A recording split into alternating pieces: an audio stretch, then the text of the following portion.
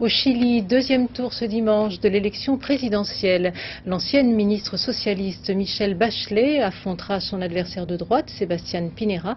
Les sondages donnent une nette victoire à la candidate de gauche qui a rassemblé 200 000 personnes à Santiago pour sa dernière réunion publique avant le scrutin. Jeanne Assouli.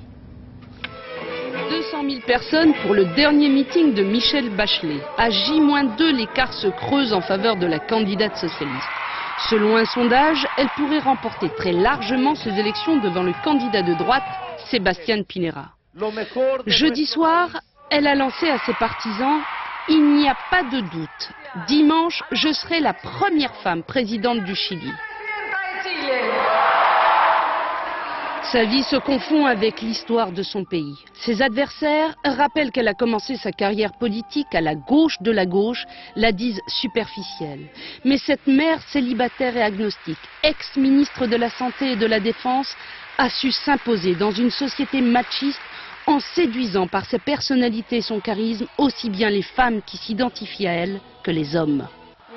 D'abord, c'est une femme, ensuite elle est de gauche, et enfin avec elle, nous resterons sur la voie de la liberté et de la démocratie. Pourquoi je l'aime? Parce qu'elle va continuer le travail du précédent gouvernement, et qu'avec elle, nous n'allons pas reculer, mais continuer d'avancer. Créditée de 53% des intentions de vote, Michelle Bachelet, si elle est élue dimanche, deviendra la première femme à la tête du Chili.